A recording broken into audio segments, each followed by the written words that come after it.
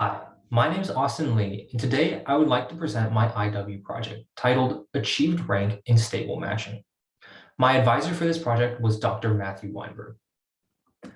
So, stable matching has a wide variety of applications, and chief among them is the National Residency Matching Program. So this is where US hospitals and US medical students will look to match up so the students can complete their residencies. Now, this is like this classic stable matching problem, except with a couple of twists. First, there's this idea of hospital prestige. So the hospitals will have some sort of preference over the students that they match with. And the hospitals like it when they get the students that are their top choices. They view this as a form of prestige. And so this raises a natural question, which is that do better hospitals end up getting more prestige in the matching program? Second, we also have the caveat of uncertain student preferences. So US medical students are just like the rest of us. They don't always know exactly what they want, and even in something like the matching program. Furthermore, preferences for the students are almost certainly affected by things such as hospital quality. So these two complications make this an interesting problem that we would like to study.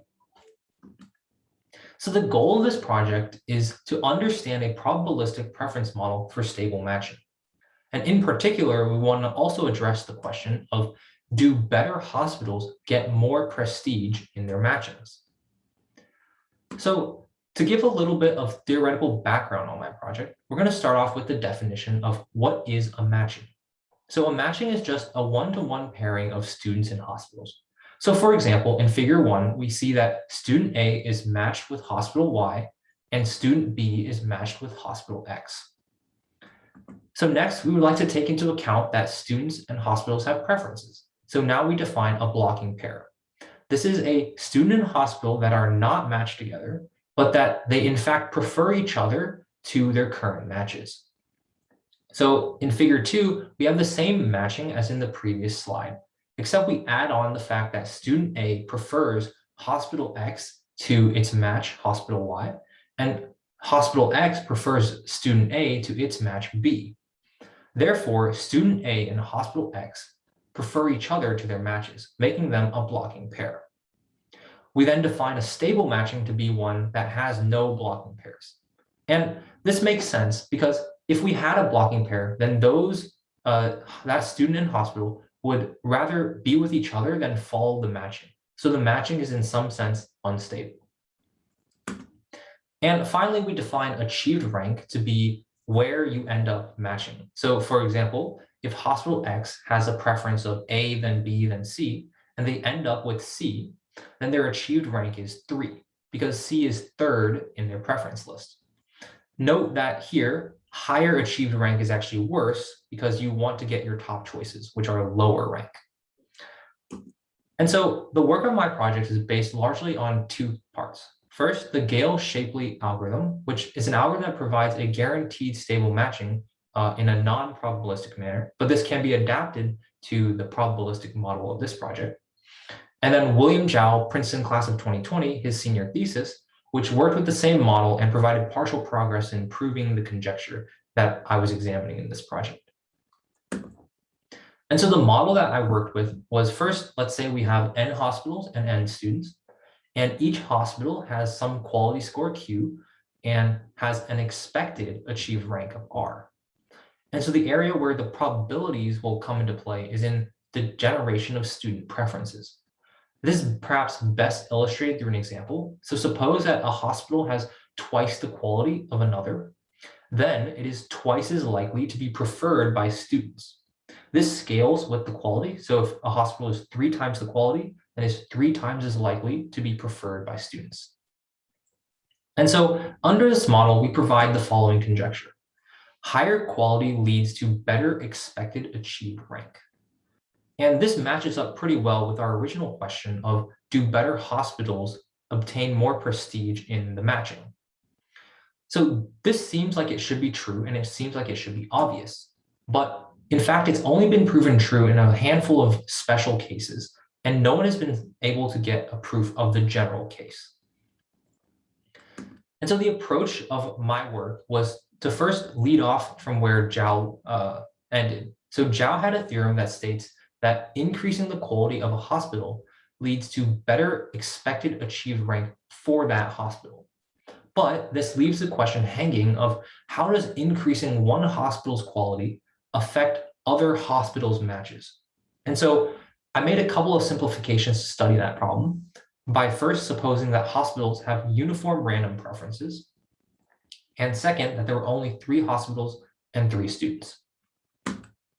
And so my results are going to be placed in the following context. Suppose that we're changing the quality of hospital 1, and we want to look at how this affects hospital 2.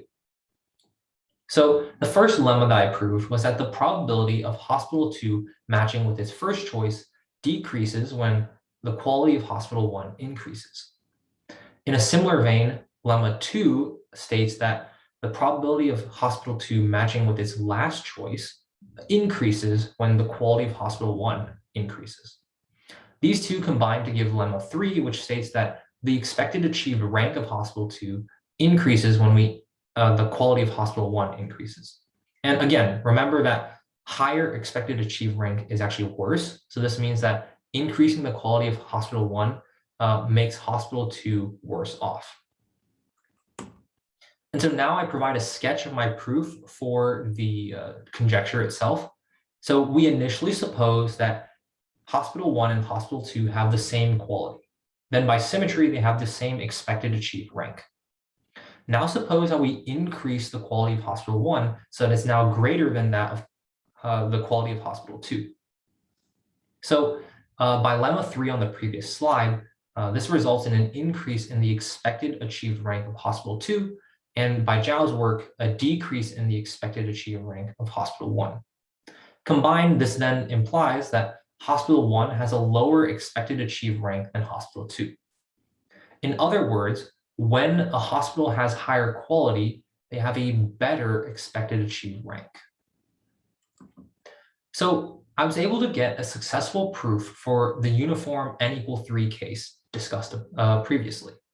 However, I was unable to generalize this to larger n. And in trying to do so, I found a formal sense of why it's actually very hard to generalize to higher n, and it relies on sort of the way that the cases break down and that they don't generalize well. And so in terms of future directions for this project, one thing that could definitely be looked at is the idea of non-uniform random hospital preferences, even for n=3, because there are some cases in n=3 that perhaps might do well in a non-uniform situation. And second, I think it would also be helpful to run simulations to try and generate potential counterexamples to the conjecture, because the conjecture seems like it's true, but we haven't been able to find a proof. So perhaps there's some sort of special counterexample out there that a computer could help simulate and give us an idea of where to look. And so finally, I want to acknowledge the people that have helped me along the way. First and foremost, I'd like to thank Dr. Matthew Weinberg with all his help. Without it, I would not have been able to complete this project. And second, I'd also like to thank the Princeton Computer Science IW program for giving me the opportunity to conduct research this semester. So that concludes my talk today. Thank you for listening.